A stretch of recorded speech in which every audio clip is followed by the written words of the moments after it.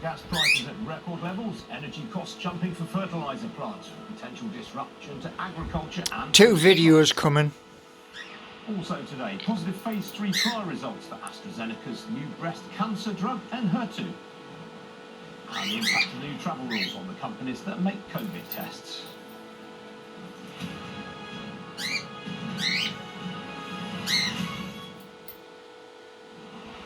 Good morning, this is Ian King live and our business and economic news from the heart of the city. Now the business secretary is again meeting leaders of energy companies this morning with the industry in crisis.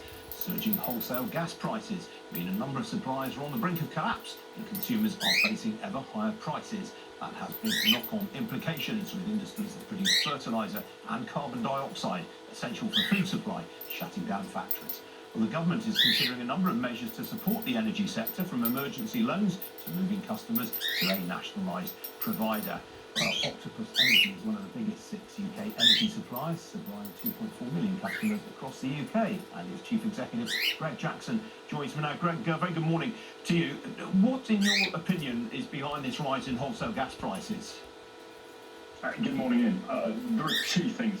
The first is on a global level. There's a real imbalance between supply and demand in the gas market, partly driven by the recovery from pandemics, some long winters, and a bit of geopolitical issues between Russia and Europe. In the short term, the UK in particular is experiencing a shortfall in its normal electricity capacity, with quite a lot of nuclear power stations offline for unplanned maintenance. Now, obviously this has put a lot of the smaller suppliers in danger. This is because presumably they are buying their energy on the spot market rather than hedging it in advance. That's exactly right, Ian. Large, well-run energy companies, well-backed ones like us, have already bought the energy for the winter to meet our customers' needs. And that means that we're relatively insulated from these impacts. But for those companies who essentially kind of have operated on a keep their fingers crossed basis, cutting prices when the market fell and then holding their fingers when it goes up, this is really crunch time. The reality is that a number of companies have clearly been in difficult financial situations for some time in energy, and this is bringing that to a head. Most important now is looking after customers in terms of doing what we can as an industry to help find ways to get bills back down quickly, and also to make sure that those customers who are affected have a smooth transition to a new supplier. And this is why the government's talking about this so-called bad bank solution. Why don't the existing suppliers want to take on any more of these failed companies' customers? There's a really smooth process for taking on customers of failed suppliers. It's been used plenty of times before. What's happening at the moment is there could be more companies than usual going through this process. So finding ways to sort of do this across multiple companies in a close period of time may well be easy, with the idea of a sort of the energy equivalent of a bad bank.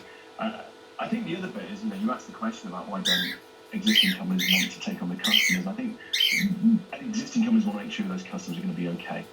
The short-term financial question is just that the cost of energy, to buy energy to meet those customers' needs will be much higher than it was a few months ago.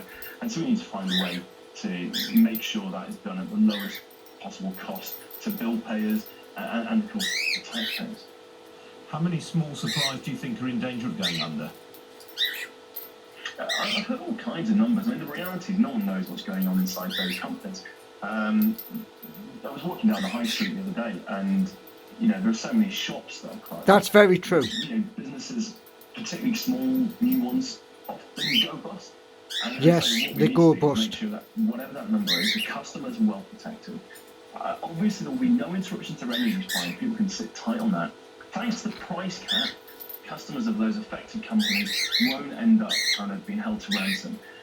And then let's just stay calm, work our way through this kind of relatively short-term series of issues, and make sure that what we don't do is end up going back to the world of the big six, because I think, we just escaped from that world of terrible customer service, fat cap profits, oligopoly behaviour. So we need to be calm, work our way through it, and look after customers. Well, I'm interested you say that, Greg, because, there is a case for saying that the price cap has contributed to all of this because effectively it's eliminated price competition. No, I think the reality is underneath that price cap, there's been enormous amounts of competition. The price cap is really the highest you can charge. It isn't a target, and it's not a set price. I think Birds, man, some companies seek to blame the cap. Now, anyone who's well hedged had bought their energy when the price cap was set in their most recent round, and is able to carry on offering prices at the price cap level. For those customers whose companies, sort of Birds are doing their exercises. The price cap creates a limit on how much the new supplier can charge them, and I think that's a good thing. I mean, right now they'd be facing hikes of £300, £400, £500 through no fault of their own. Now, what we need to do in the long run, the wholesale prices always flow through. So what we need to do is make sure that just in the short to medium term, we look after those customers and work with the government to create an orderly transition, rather than this kind of sense of panic that I'm hearing from some of those. There's a lot of panic. Former Big Six, who I think really just see this as an opportunity to go back to the old world.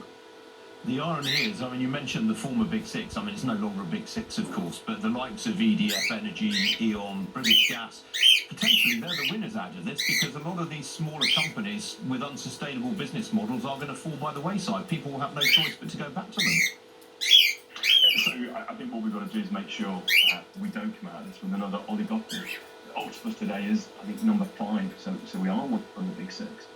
But what we've seen is that the ability for companies to bring new technology, a dramatically greater customer focus, and drive down the cost of operating energy has changed the market.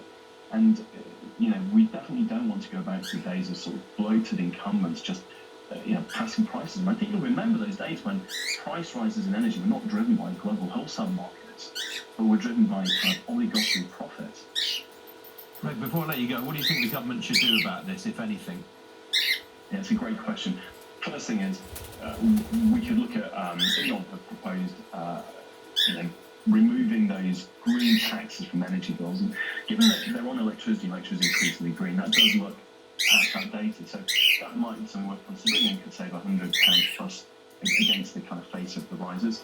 The government also can work with companies to make sure that we have this orderly transition. I think some of those ideas you hear, like the sort of bad bank or ways of sort of special administration for companies that are in difficulty, can mean that operationally the energy industry works its way through this short-term crisis, and then actually at the end of it we can start to make sure that taxpayers and bill payers are getting sort of the lowest possible solution for this. And finally, we've got to remember that what's happening here is this is a crisis of fossil fuel. Yeah, fossil fuel. And outages in nuclear. If we had more renewables, then instead of using gas to generate so much electricity, we'd be able to use the gas to heat our homes, and that would be keeping prices lower. And we should be using gas as a sort of backup for when the wind's not blowing. But as a primary source of energy, I think we're now seeing the real difficulty the UK faces. All right, Greg Jackson, good to talk to you this morning. Appreciate it. Thank you. Thanks, Ian.